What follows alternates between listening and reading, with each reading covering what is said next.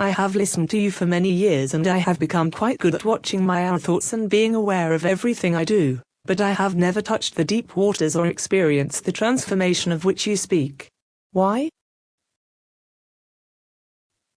I think it is fairly clear why none of us do experience something beyond the mere watching.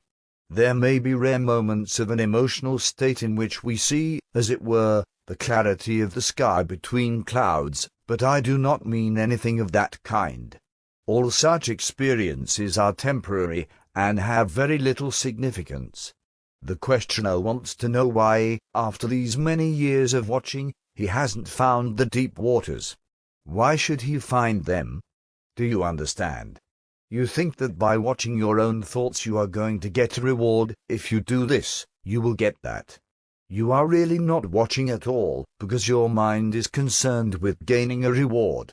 You think that by watching, by being aware, you will be more loving, you will suffer less, be less irritable, get something beyond, so your watching is a process of buying.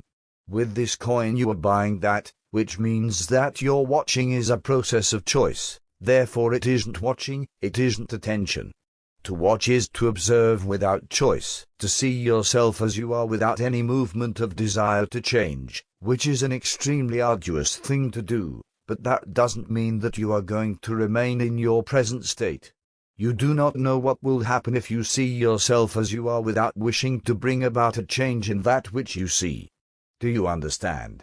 I am going to take an example and work it out, and you will see. Let us say I am violent, as most people are. Our whole culture is violent, but I won't enter into the anatomy of violence now, because that is not the problem we are considering.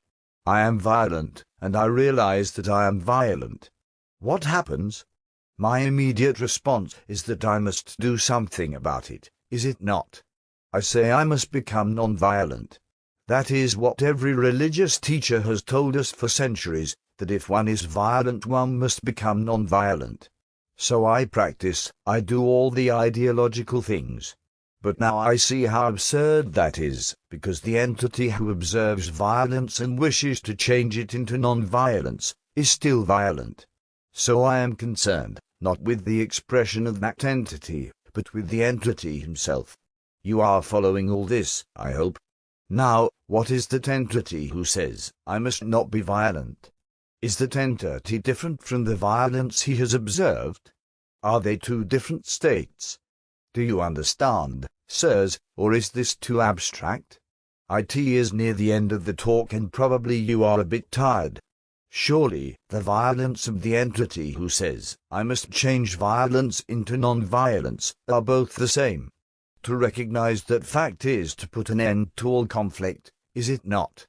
There is no longer the conflict of trying to change, because I see that the very movement of the mind not to be violent is itself the outcome of violence. So, the questioner wants to know why it is that he cannot go beyond all these superficial wrangles of the mind. For the simple reason that, consciously or unconsciously, the mind is always seeking something, and that very search brings violence, competition, the sense of utter dissatisfaction. It is only when the mind is completely still that there is a possibility of touching the deep waters.